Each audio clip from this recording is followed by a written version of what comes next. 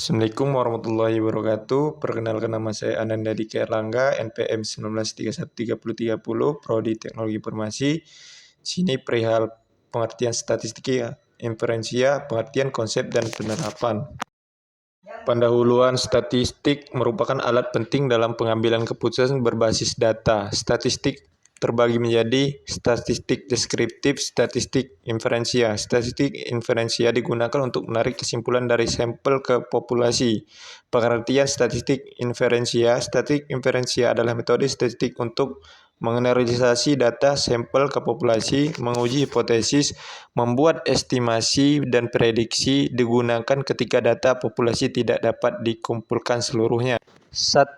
Statistik deskriptif menggambarkan data, tidak melakukan generalisasi, contoh mean, median, grafik. Statistik inferensia menarik kesimpulan menggunakan probabilitas, contoh uji hipotesis, interval kepercayaan. 2. Populasi dan sampel populasi. Keseluruhan objek penelitian, sampel sebagian dari populasi, harus mewakili populasi, contoh populasi seluruh mahasiswa universitas, sampel 100 mahasiswa terpilih. 3. Parameter dan statistik. Parameter, ukuran populasi. Statistik, ukuran sampel. Statistik digunakan untuk memperkirakan parameter. 4. Probabilitas dan statistik inferensia. Probabilitas mengukur peluang kejadian, digunakan untuk uji hipotesis, interval kepercayaan, nilai probabilitas antara 0 sampai dengan 1. 5. Distribusi normal. Distribusi data berbentuk lonceng. Ciri-ciri mean, median, modus, simetris banyak digunakan dalam statistik inferensia. 6. Estimasi dalam statistik inferensia. Estimasi digunakan untuk memperkirakan parameter populasi. Jenis estimasi: estimasi titik, estimasi interval. 7. Estimasi titik menggunakan satu nilai sebagai perkiraan, contoh rata-rata sampel untuk memperkirakan rata-rata populasi. Sederhana tetapi kurang akurat. 8. Estimasi interval menggunakan rentang nilai disebut interval kepercayaan, contoh interval kepercayaan 95%.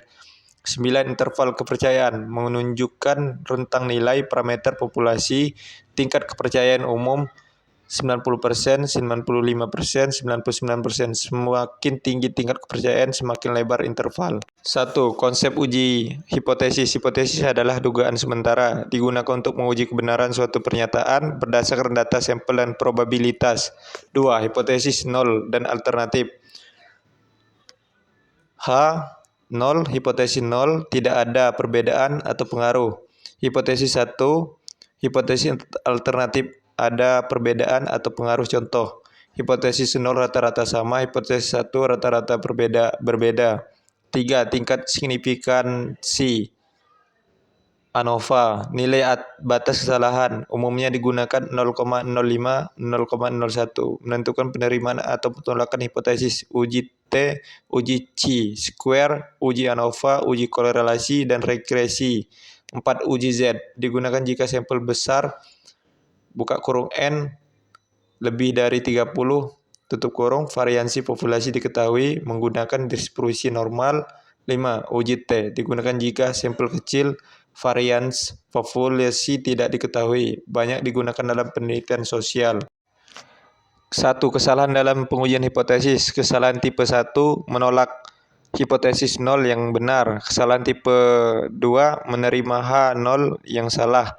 Contoh penerapan statistik inferensia: penelitian pendidikan, penelitian kesehatan, survei kepuasan pelanggan, analisis bisnis dan ekonomi. Kelebihan statistik inferensia: efisien waktu dan biaya, dapat membuat prediksi, mendukung keputusan berbasis data. Statistik inferensia penting dalam penelitian, digunakan untuk generalisasi dan pengujian hipotesis, memerlukan pemahaman konsep dan asumsi yang baik.